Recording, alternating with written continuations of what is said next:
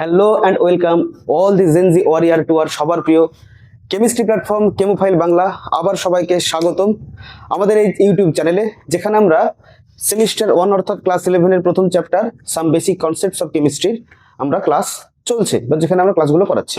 তো আমরা হাজির হয়েছি আজকে তারই কন্টিনিউশন নিয়ে। তো আজকে আমাদের ক্লাসে মূলত আমরা শিখব অণু পরমাণুর ধারণা বা অণু কাকে বলে, পরমাণু কাকে বলে, সেই সম্পর্কে আমরা জানবো।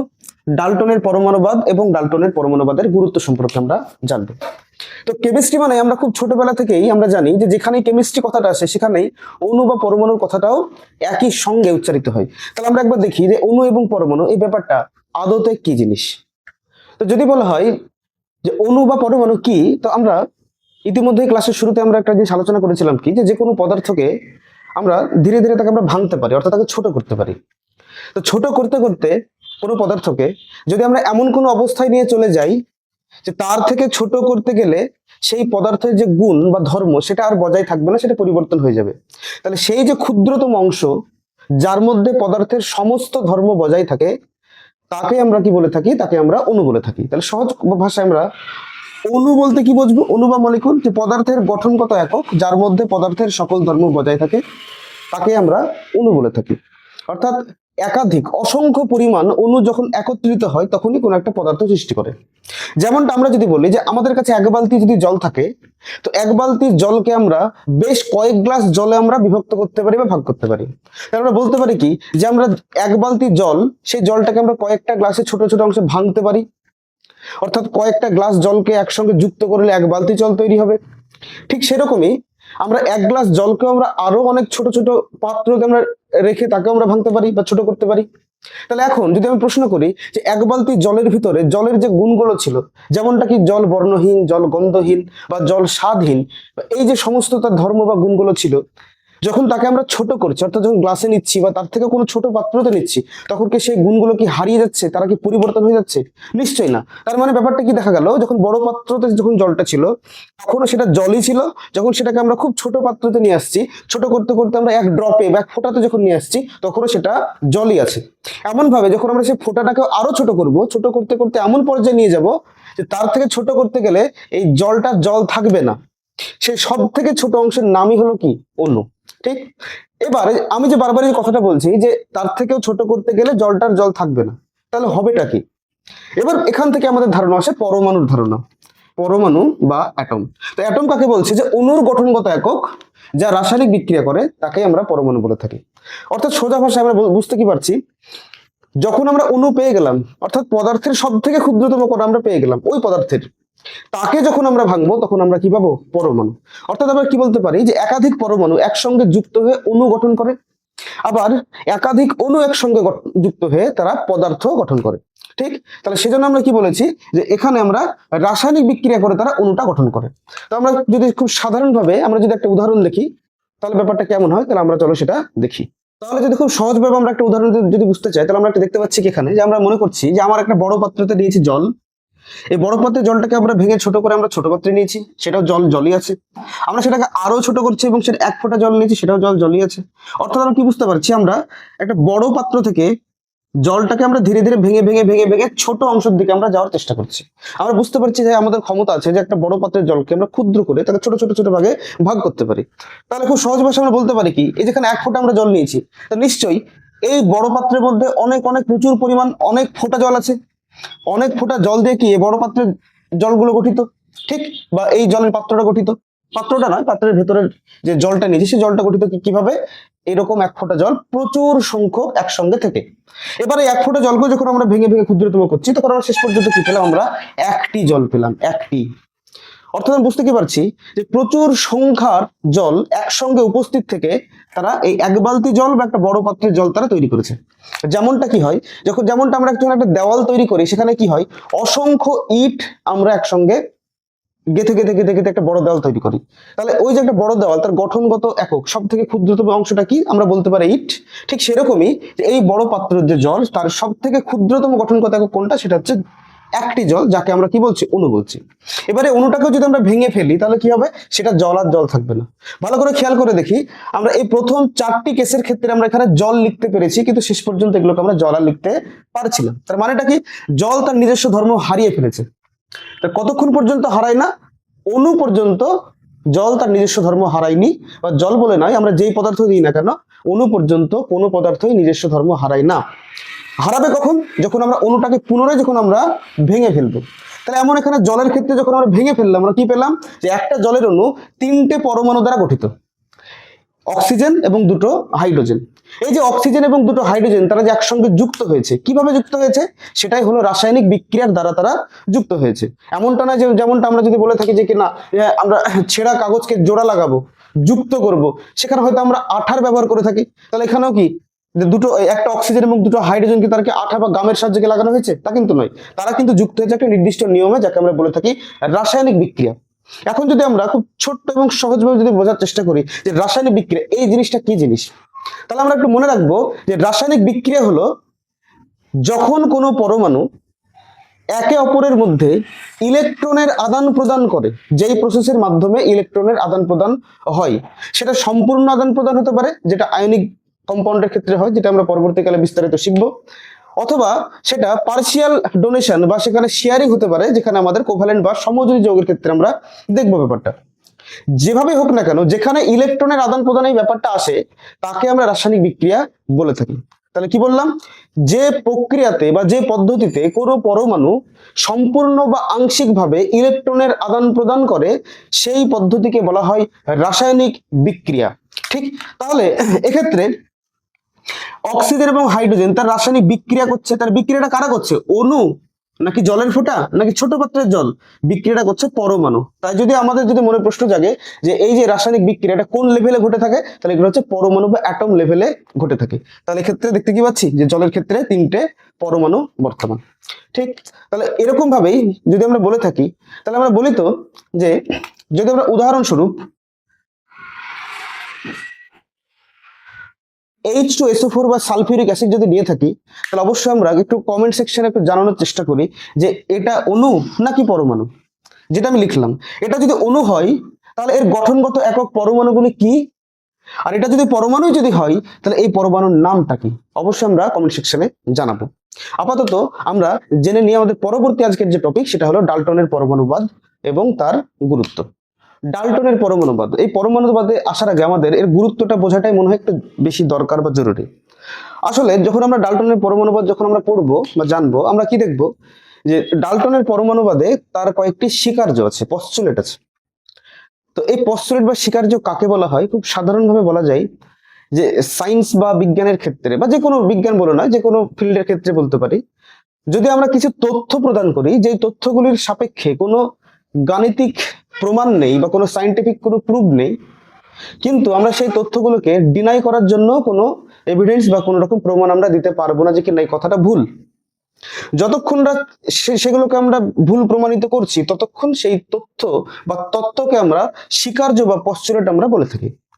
খুব সাধারণভাবে আমরা যদি বলি কথার কথা, যেমন আমাদের স্যার আইজাক নিউটন, তিনি মহাকর্ষ সূত্র আবিষ্কার করেছেন, যে মহাকর্ষ সূত্র থেকে আমরা মোটামুটি আমরা ক্যালকুলেশন করতে পারি যে কোনো বস্তুকে পৃথিবী কতটা বল দিয়ে তার কেন্দ্রের দিকে বা নিচের দিকে আকর্ষণ করে বা টানে। তার জন্য যে ম্যাথামেটিক্যাল ফর্মুলা বা গাণিতিক ফর্মুলা, সেটা কিন্তু নিউটন স্যার আমাদেরকে দিয়ে গিয়েছে।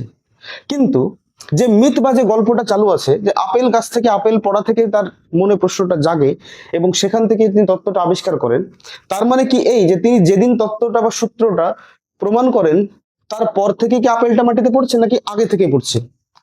নিউটন স্যারের আগে যখন ওই আপেল গাছের তলায় কেউ ছিল, তখন কি আপেলটাকে মাটিতে পড়েনি? তখন কি আকাশে উড়ে গেছে? নিশ্চয়ই যায়নি। তো ব্যাপারটা হচ্ছে কি যে কেউ যদি নিউটন স্যারের আগে কেউ বলতো যে কিনা কোনো বস্তু উপর থেকে নিচেই পড়ে, তাহলে কথাটা ঠিক হতো না ভুল হতো? অবশ্যই ঠিকই হতো। কিন্তু কেউ যদি তাকে প্রশ্ন করতো আচ্ছা নিচেতে পড়ে, তো নিচে পড়ার ক্ষেত্রে কেন পড়ছে, কতটা তাড়াতাড়ি পড়বে না স্লো পড়বে, কতটা বল দিয়ে পড়ছে, তখন কিন্তু তার কাছে কোনো অ্যান্সার ছিল না। ঠিক সেরকমই ডাল্টন পরমাণু সম্পর্কে যে তত্ত্ব দেন বা যে ধারণা দেন, সেই সময় দাঁড়িয়ে তাকে ডিনাই করার মতো কোনো প্রমাণ তথ্য তখন ছিল না। তাই আমরা সেটা কি বলবো, সেটাকে আমরা সূত্র না বলে আমরা স্বীকার্য বা পস্তুলেট বলবো। তাহলে মোটামুটি আমরা একে একে ডাল্টনের স্বীকার্য বা তত্ত্বগুলোকে আমরা একটু জানার চেষ্টা করি। যেমন তার তত্ত্বের মধ্যে বেশ কয়েকটি গুরুত্বপূর্ণ কথা, সেগুলো আমরা জানবো। তো তার আগে আমরা ছোট্ট করে জেনে নিই, যেমনটা আমরা বললাম যে কি তার পরমাণুবাদের শিকার সমূহ জানার আগে তার গুরুত্বটা বোঝা একটু জরুরি। সেটা হলো কি, সেটা হলো এটাই যে সাসপেন্স এবং কিউরিওসিটি, অর্থাৎ কোনো জিনিসকে জানার যে আকাঙ্ক্ষা বা চাহিদা, সেটাই হলো বিজ্ঞানের অগ্রগতির মূল কাণ্ডারি বা মূল একটা ভাবামূল। তো ব্যাপারটা কিরকম, আমি একটা ছোট্ট একটা গল্প করি। গল্পটা কেমন, যে আমরা সকলেই জানি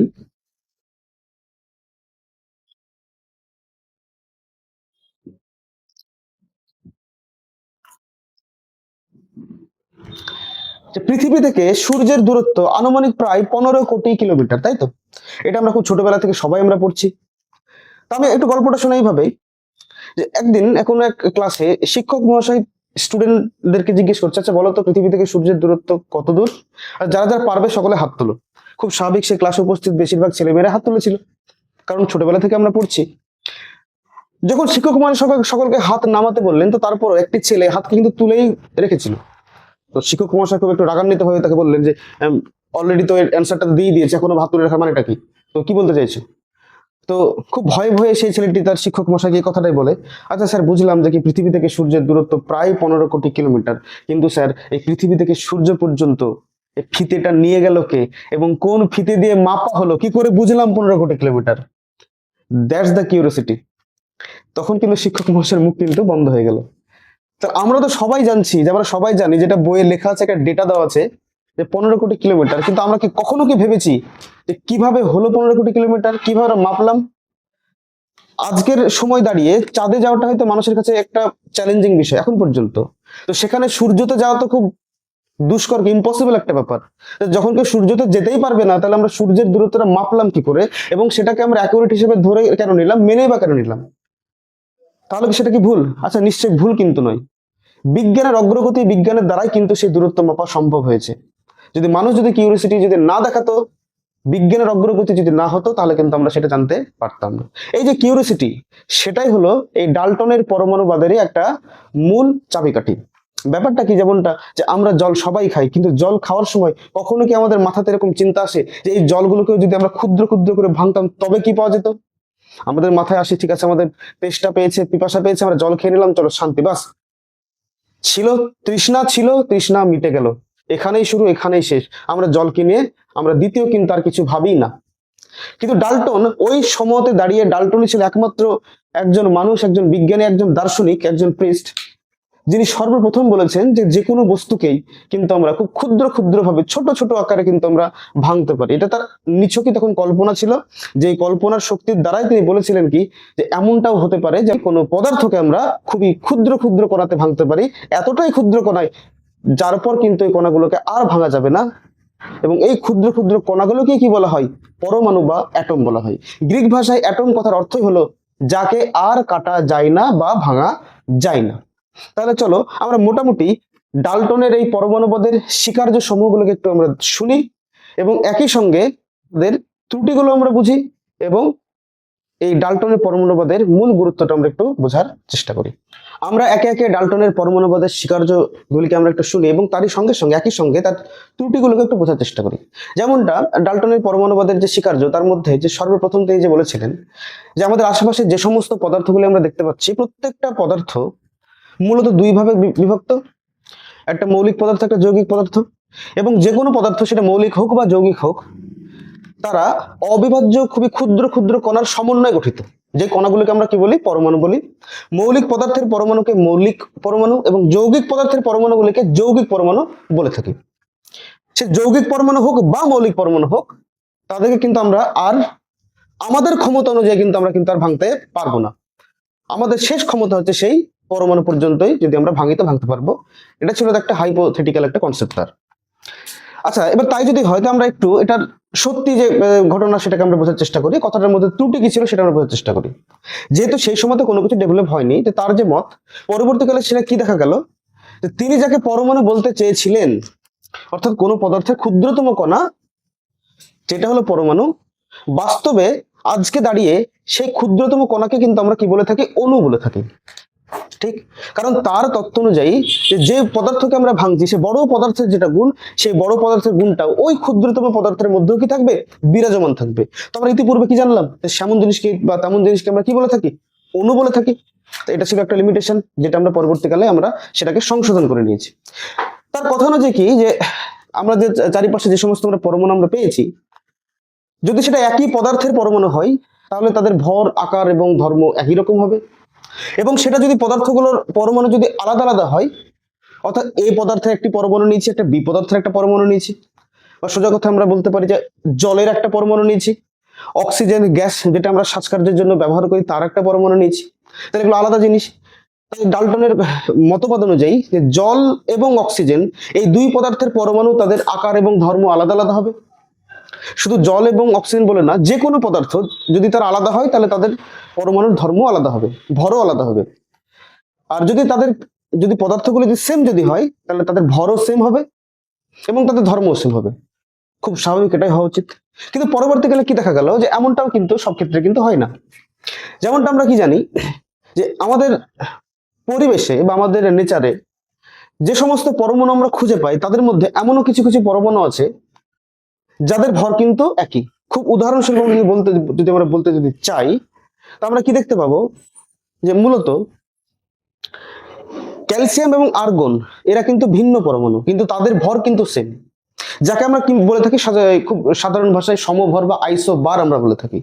তাহলে এরা পরমাণু আলাদা হলেও কিন্তু তাদের ভর কিন্তু সেম।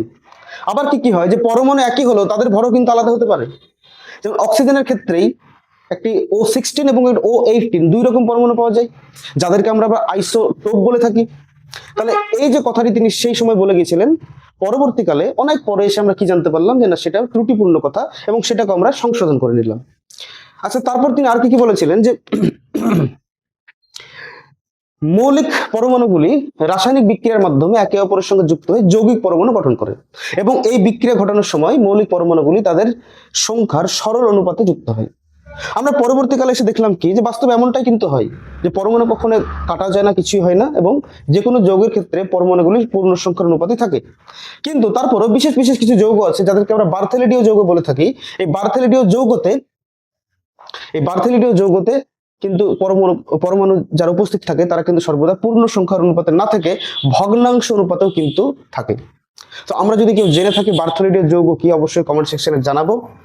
নাহলে তো আমরা পরবর্তীকালে আবার সে বিষয়ে আলোচনা করবো যে বার্থেলেডীয় যৌগটা কি জিনিস।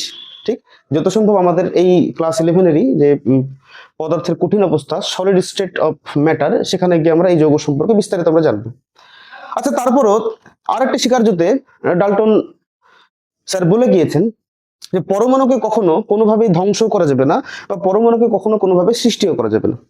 অর্থাৎ খুব সাধারণভাবে বলতে পারি যে আমাদের নেচারে যেই নাইট্রোজেন পরমাণুটা একবার সৃষ্টি হয়ে গিয়েছে, ভালো করে বুঝি, যে নাইট্রোজেন পরমাণুটা একবার সৃষ্টি হয়ে গেছে সেটা আজীবনকাল সেই নাইট্রোজেন পরমাণুটা নাইট্রোজেনই থাকবে, সেটা কখনো মারা যাবে না বা ধ্বংস হবে না, বা সেই নাইট্রোজেনের কোনো সন্তান সন্ততি হবে না, বা সেখান থেকে নতুন করে অন্য কোনো পরমাণু তৈরি হলো, তেমনটা হবে না।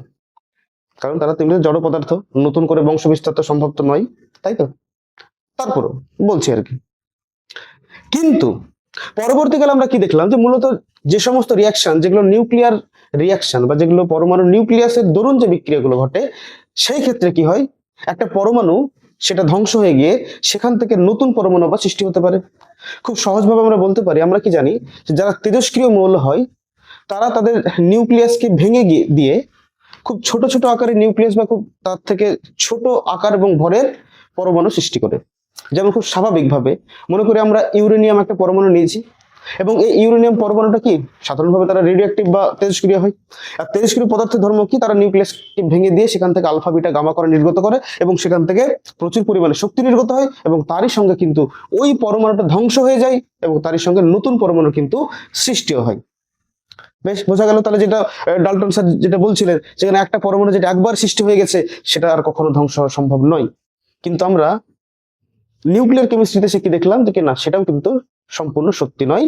যেই নাইট্রোজেন পরমাণুটা একবার সৃষ্টি হয়ে গেছে, যদি আমরা তাকে নিউট্রন কণা দিয়ে কোনোভাবে আঘাত করি, এবং সেখান থেকে যদি আমরা তাদের নিউক্লিয়াসে প্রোটন সংখ্যার পরিবর্তন ঘটাতে যদি পারি, তাহলে সেই নাইট্রোজেনটাই কিন্তু অন্য কোনো পরমাণুতে কিন্তু কনভার্ট হতে পারে।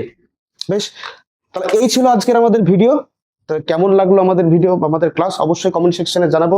যদি কোনো ভুল ত্রুটি হয়ে থাকে সেটা আমরা কমেন্ট সেকশনে জানাবো, যাতে আমরা আমাদের ভুল ত্রুটিটা সংশোধন করে নিয়ে আরো ভালোভাবে তোমাদের সামনে ভিডিও আনতে পারি। তো ততক্ষণ সবাই আমাদের পাশে থেকো। যারা যারা আজকে এই ভিডিওটা নতুন দেখছি তাদেরকে অনুরোধ করবো আমাদের চ্যানেলটিকে সাবস্ক্রাইব করার জন্য, যাতে আমরা আরো বেশি উৎসাহ পাই তোমাদের জন্য আরো সুন্দরভাবে সহজভাবে এই কেমিস্ট্রি ক্লাসগুলোকে নিয়ে আসার। ধন্যবাদ সবাইকে।